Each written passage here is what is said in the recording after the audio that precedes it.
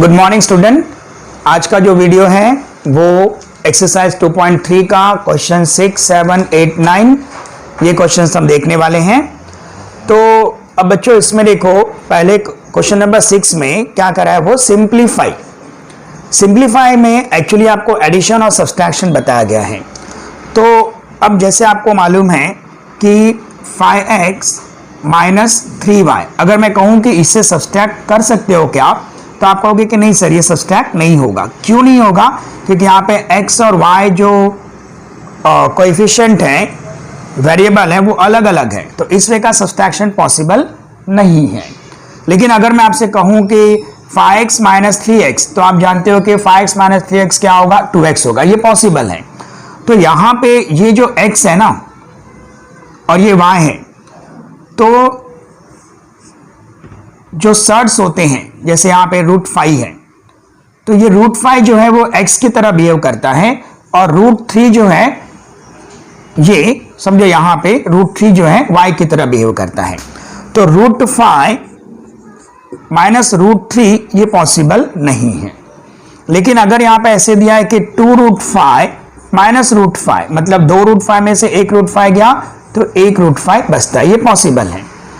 यानी आप ये कह सकते हो कि आप खाली लाइक जो सर्ड्स होते हैं ना, उन्हीं का एडिशन और सब्सट्रैक्शन कर सकते हो। अनलाइक सर्ड का एडिशन और सब्सट्रैक्शन पॉसिबल नहीं है, राइट। अब समझो मैंने यहां पे लिखा 7 √3 और यहां पे बोला माइनस 2 √3, तो बच्चों ये कैसे होगा? 7 √3 माइनस 2 √3, तो 7 √3 में से 2 √3 गया, 7 में से 2 गया 5 √3। समझे? जैसे आप 5x माइनस 3x करते हो तो x भी लिखते हो ना, तो वैसे यहां पे √3 लिखना होगा। तो 7 √3 माइनस 2 √3 क्या हो गया? 5 √3 हो गया। सम सॉल्व करते वक्त आपको खुद ही इस बारे में आइडिया आ जाएगा। तो चलो स्टार्ट करते हैं फर्स्ट क्वेश्चन को।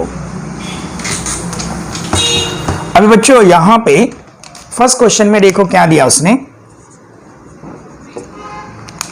आपको क्वेश्चन दिया हुआ है 5 √3 प्लस 8 √3। यस, यहां भी √3 है, यहां भी √3 है, तो इक्वल टू करके लिख लो।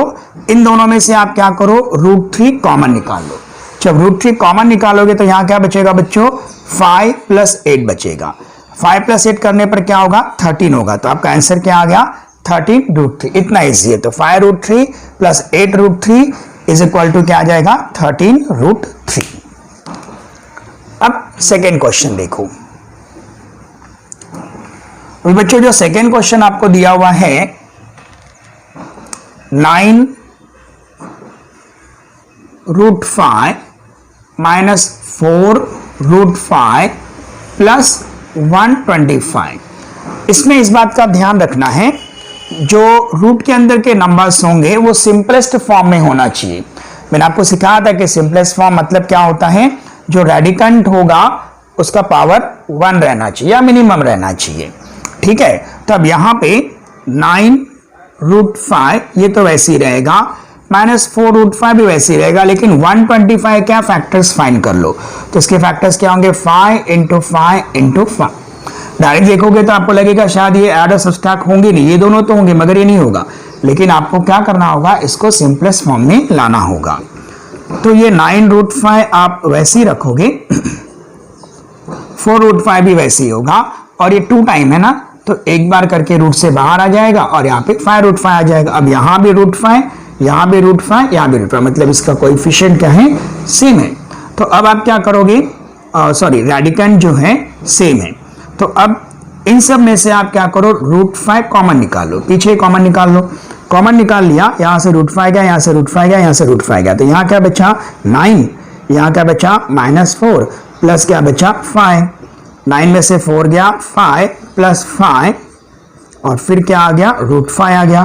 तो इज इक्वल टू क्या आ गया? 10 √5। तो ये आपका आंसर हो गया। अब थर्ड क्वेश्चन देखो बच्चों, आपको क्या दिया हुआ है। थर्ड क्वेश्चन में उसने दिया हुआ है 7 √48 माइनस √27 माइनस √3, राइट। तो अब यहाँ पे ये जो 48 इसके फैक्टर्स फाइंड कर लो। तो 48 के फैक्टर्स क्या आएंगे? 2 2 जा 4, 2 4 जा 8, 2 1 जा 2, 2 जा 12, 2 6 जा 12, 2 3 जा 6, 3 1 जा 3। तो इसको लिखते वक्त आप 7 वैसे ही रखोगे और 48 के फैक्टर्स लिख दोगे 2 into 2 into 2 into 2 into 3 minus 27 के फैक्टर्स तो आपको पता ही है 3 इंटू 3 इंटू 3 माइनस क्या हो गया? √3। तो बच्चों ये 7 वैसे ही रहेगा। ये 2 का पेयर एक करके बाहर आ गया, ये 2 का पेयर एक करके बाहर आ गया और यहाँ क्या बचा? √3 बचा। ये 2 का पेयर एक करके बाहर आ जाएगा, यहाँ भी √3 बचेगा और माइनस क्या होगा? √3। फिर 7 2 जा 14, 14 2 जा क्या होगा? 28 होगा। तो 28 √3, 3 √3 माइनस क्या हो गया? √3। अब √3 और √3 राइट, देखो रेडिकेंड सब जगह पे सेम आ गया, ये इक्वल सर्ट्स हो गए राइट। ऑर्डर कितना है? 2 है और रेडिकेंड 3 है, मतलब ये इक्वल सर्ट हो गया। अब आप इक्वल सर्ट को ऐड और सब्सट्रैक्ट कर सकते हो। तो यहाँ पे इसमें से √3 क्या आ गया? कॉमन आ गया। तो यहाँ क्या बचा? 28, यहाँ क्या बचा? -3 और यहाँ क्या बचा? -1। 28 में से 3 गया, 25 माइनस 1 √3। 25 माइनस 1 करोगे तो क्या हो जाएगा? 24 √3। तो ये आपका आंसर हो गया 24 √3। 28 माइनस 3, 25 माइनस 1, 24। ठीक है, चलो अब नेक्स्ट क्वेश्चन। क्वेश्चन 6 को थोड़ा ध्यान से देखना क्योंकि इसमें फ्रैक्शंस है, इजी है वो भी राइट। चलो तो अब यहां पे क्वेश्चन 4, तो √7 माइनस 3/5 √7 प्लस 2 √7। ओके, तो बच्चों अब सब में से क्या कॉमन आ जाएगा? √7 कॉमन आ जाएगा।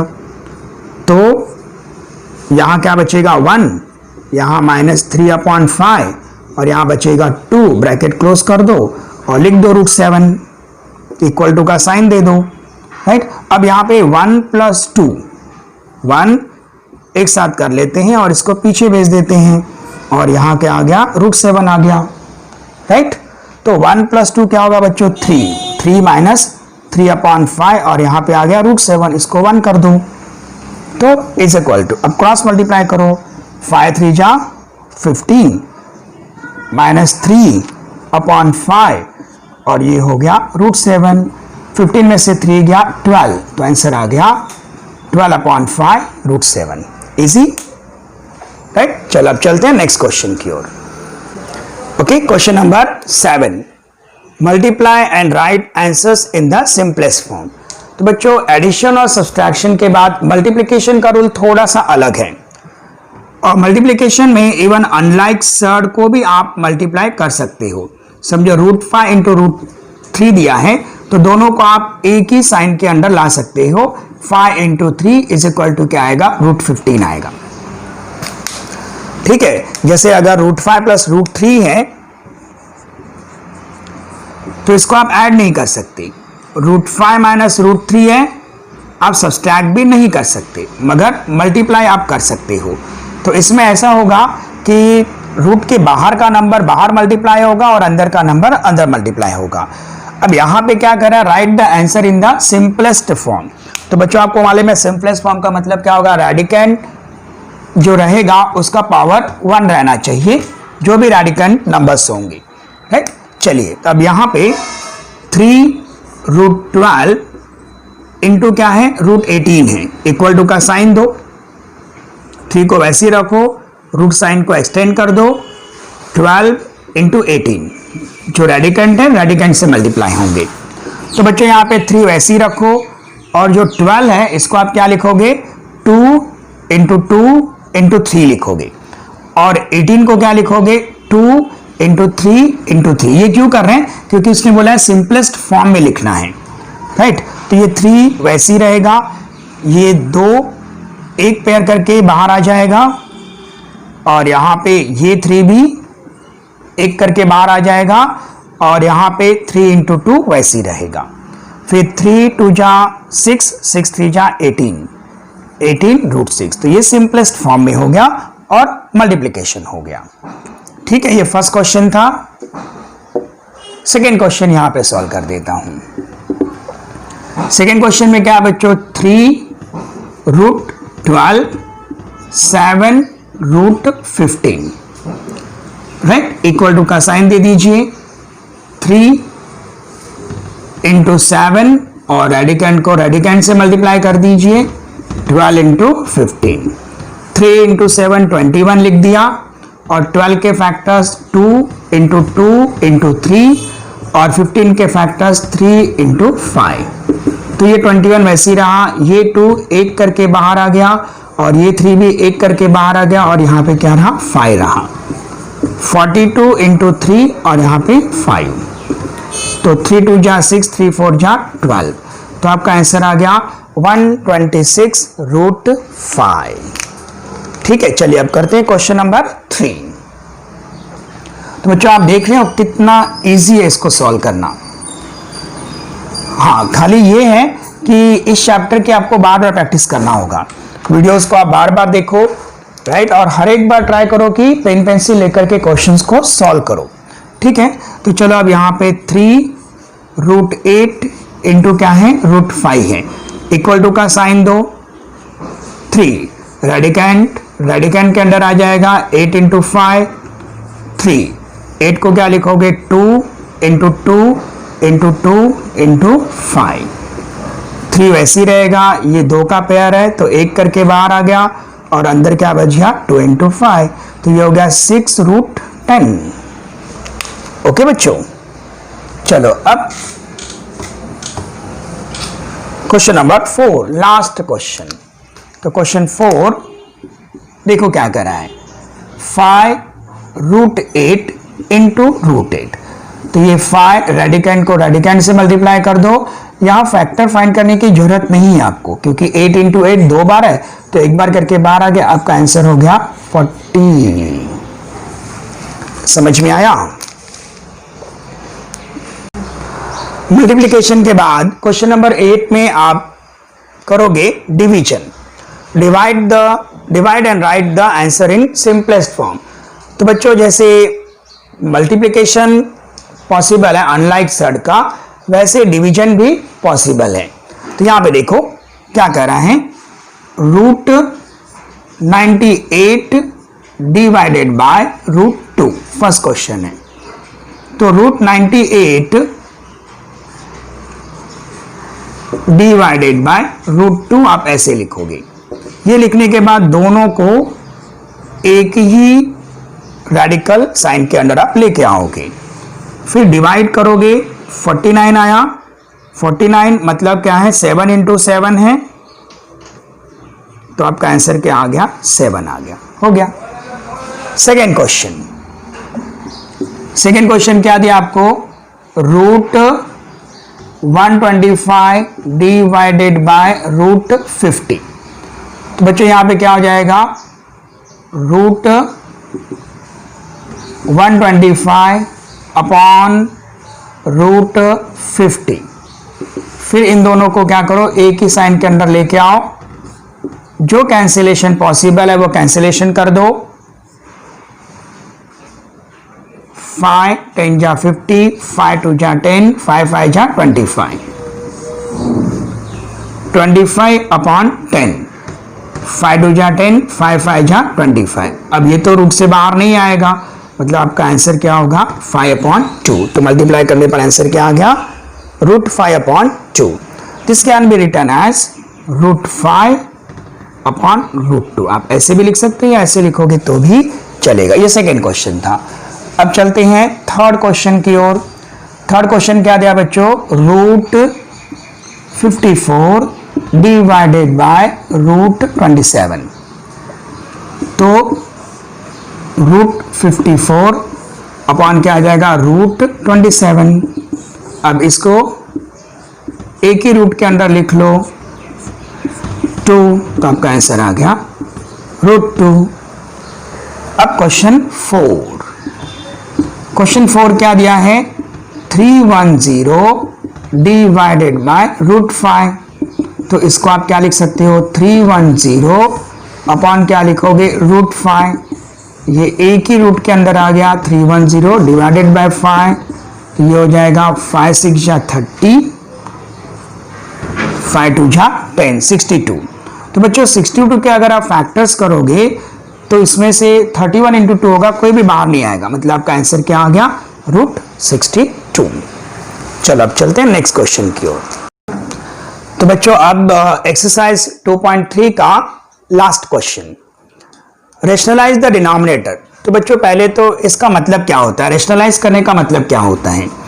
अगर मान लो आपको एक सर्ट दिया है 3 और दूसरा जो सर्ट दिया है ये भी रूट 3 है, तो रूट 3 इंटू रूट 3 करने पर आपको क्या मिल रहा है, 3 मिल रहा है।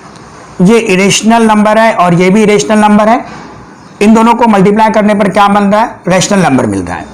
रैशनलाइज करना मतलब रैशनल नंबर में कन्वर्ट करना।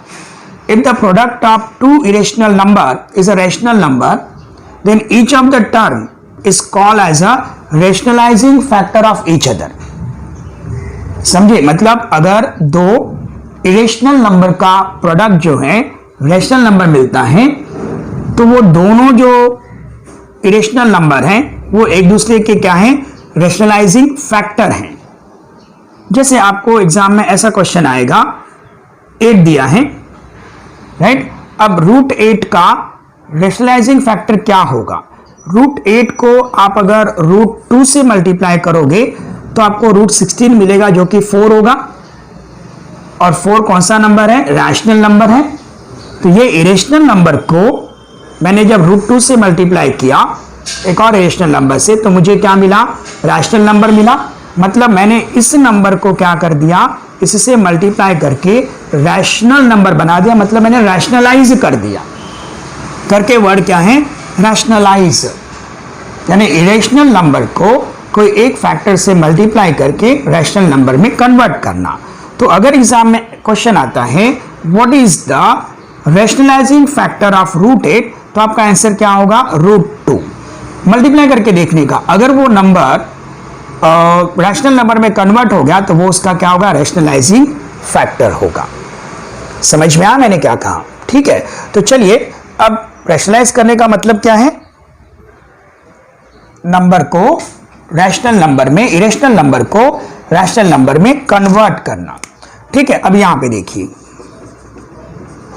3 अपॉन क्या है, रूट 5, किसको रैशनलाइज करना, डिनोमिनेटर को। अभी रूट 5 है, रूट 5 को किससे मल्टीप्लाई करोगे कि ये रूट से बाहर आ जाएगा, रूट 5 से मल्टीप्लाई करोगे तो रूट से बाहर आकर के रैशनलाइज हो जाएगा। तो आप लिखोगे मल्टीप्लाइंग न्यूमरेटर एंड डिनोमिनेटर, में शॉर्ट में लिखा, पूरा लिखना, बाय रूट 5, तो is equal to 3 into root 5 upon root 5 into root 5, तो ये हो गया 3 रूट 5, और यहां पे रूट के अंदर 2 नंबर आ गया तो 3 रूट 5 अपॉन क्या हो गया, 5 हो गया। तो बच्चों 5 क्या है, डिनोमिनेटर है, और डिनोमिनेटर कौन सा नंबर है, रैशनल नंबर है, मतलब आपने इसको क्या किया, रैशनलाइज कर दिया। समझे कितना इजी है। चलिए अब सेकेंड क्वेश्चन देखो, 1 अपॉन रूट 14, 1 अपॉन क्या, रूट 14 है, तो रूट 14 के फैक्टर्स निकलेंगे 2 इंटू 7, लेकिन रूट से कुछ बाहर नहीं आएगा, तो ऐसे ही रखोगे, और फिर लिखोगे मल्टीप्लाइंग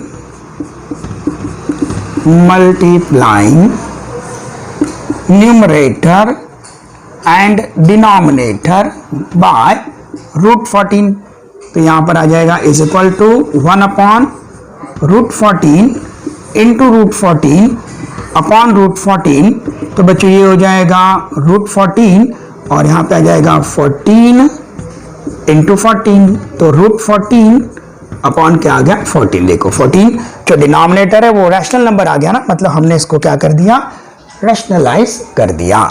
चलिए अब चलते हैं क्वेश्चन नंबर 3 की ओर, इसको भी मिटा देता हूं मैं। क्वेश्चन 3 क्या दिया आपको, क्वेश्चन 3 में 5 अपॉन √7 दिया है। ठीक है, तो मल्टीप्लाइंग